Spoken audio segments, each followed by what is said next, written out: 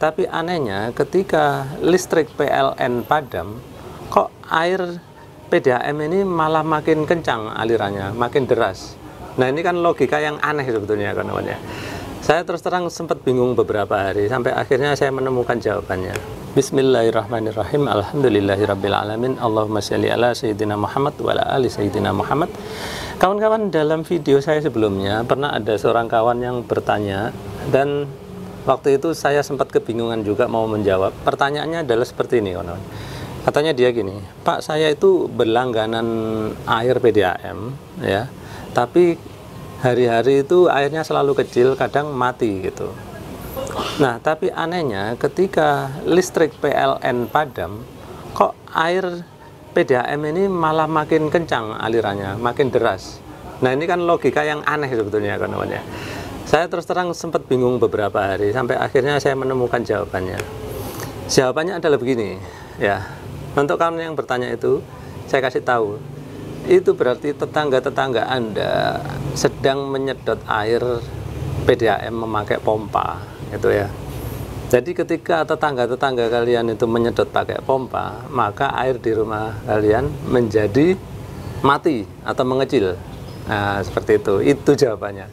Nah, ketika PLN padam, maka pompa-pompa mereka itu mati semua, sehingga mereka nggak bisa nyedot air dari PDAM. Akhirnya apa? Airnya terbagi rata akhirnya. Seperti itu yang terjadi ya kawan-kawan. Jadi sebetulnya kalau saya bilang ya jahat juga ya tetangga-tetangganya itu. Masa gara-gara mereka terus jadi ada beberapa orang yang akhirnya airnya menjadi kecil alirannya gitu. Jadi gini loh kawan-kawan. Ya ini mudah-mudahan bisa menjadi nasihat untuk kebanyakan orang ya yang menyedot air PDAM. Tolong kalau airnya keluar, yang keluar di rumah kalian itu pelan ya, asalkan masih keluar itu tolong jangan disedot gitu loh. Karena apa? Kalau pelan artinya tetangga-tetangga kalian pelan semua ya. Kalau pelan semua ya udah, yang penting sama rata semua dapat gitu. Tapi kalau kalian serakah, kalian mau menyedot, maka kalian merebut hak-haknya tetangga-tetangga kalian, seperti itu. Nah, sebetulnya menyedot air dari PDAM ya, memakai pompa itu adalah hal yang dilarang oleh kebanyakan PDAM ya. PDAM ini kan perusahaan daerah ya kawan. Jadi terserah oleh daerah masing-masing apakah melarang, kemudian apakah memberikan hukuman. Tapi setahu saya kebanyakan mereka selalu melarang. Terus hukumannya apa? Hukumannya itu bermacam-macam ya. Ini salah satu contohnya di daerah ini ya, dia kalau ketahuan menyedot pakai pompa, dendanya adalah 2,5 juta. Menurut saya 2,5 juta ini terlalu murah ya kawan. Kalau di Batam ini 2,5 juta itu mungkin orang banyak yang melanggar, tapi untungnya di Batam ini sebagian besar area itu semua terlayani PDAM dengan baik. Nah, kemudian saya ingin nyampaikan ya, sebetulnya sih untuk kawan-kawan yang menyedot air PDAM ya, saya bilang tadi kalau keluarnya pelan itu mending lah, jangan disedot ya kan, biar sama rata dengan tetangga-tetangganya. Nah, kalau kita menyedot itu ada kemungkinan kita itu merugi juga. Ruginya apa? Yang pertama ya jelas listrik kita bertambah tagihannya. Yang kedua, ketika kita menyedot, kita itu nggak bisa ngontrol. Kadang-kadang udara ikut ya. Jadi kalau udara plus air, akhirnya meteran kita jadi mutarnya lebih cepat itu ya. Karena selain air ada udara juga ya. Masih untung kalau udaranya sedikit. Kalau ketika kita nyedot udaranya lebih banyak daripada airnya, maka kita tagihannya akan melambung. Nah, biasanya kalau saya ngomong kayak gini nih, kawan-kawan itu ada yang bertanya seperti ini, Pak, di daerah saya itu malah disuruh mompa sama petugasnya. Nah, gini kawan-kawan, setahu saya ya, tidak ada PDAM itu yang menyuruh kita memasang pompa air gitu untuk menyedot dari meteran. Nah, kalau ada yang menyuruh kayak gitu, itu kayaknya memang petugasnya aja ya, itu oknum petugas yang nggak mau pusing karena kita komplain terus gitu ya. Nah, kemudian pertanyaan satu lagi yaitu, Pak, saya itu kalau nggak menyedot, air PDAM-nya nggak keluar ya Pak, jadi bagaimana solusinya?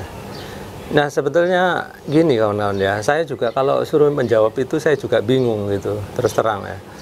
Jadi ini sebetulnya ya bukan tanggung jawab saya untuk menjawab, harusnya orang PDAM gitu ya. Jadi bapak-bapak pimpinan di PDAM itu mohon ya, kalau masang meteran air itu dihitung gitu loh. Masih mampu nggak PDAM-nya? Jangan ada perumahan baru tarik pipa ke sana, perumahan baru tarik pipa ke sana. Sementara suplai ya, kapasitas suplainya itu nggak bertambah. Ya itu kan ngawur gitu ya kan. Jadi kasihan saya, beberapa orang itu yang komentar di YouTube saya itu banyak yang tiap bulan itu hanya membayar abonemen tanpa pernah keluar airnya gitu ya. Jadi minta tolong ya bapak-bapak yang pengelola PDAM ya, pimpinannya lah, kalau orang yang bawa-bawa memang nggak bisa memutuskan. Yang para pimpinan PDAM tolong perhatikan, kalau pelanggannya komplain kenapa air di sini nggak keluar, itu tolong ditinjau ya kan. Karena apa? Kasihan ya, orang-orang kecil ini kadang mereka mau ke kantor itu kadang takut, ada yang nggak sempat karena harus bekerja ya kan. Jadi kalau ada komplain tolong dibuka lah lewat email kah atau lewat WhatsApp gitu ya. Kemudian ditindaklanjutin gitu, kenapa daerah tertentu kok banyak nggak keluar airnya.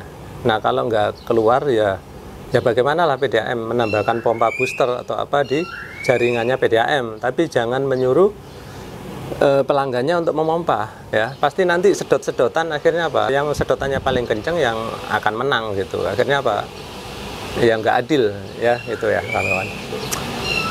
Baiklah, segitu dulu ya kawan-kawan. Ya ini tadi awalnya menjawab pertanyaan kawan-kawan yang airnya justru kenceng kalau PLN mati, itu bahwa itu pasti karena tetangga-tangganya menyedot. Ya itu tadi ya jawabannya. Baik kawan-kawan, segitu dulu dari saya. Mudah-mudahan informasi ini ada manfaatnya ya. Terima kasih sudah menyaksikan.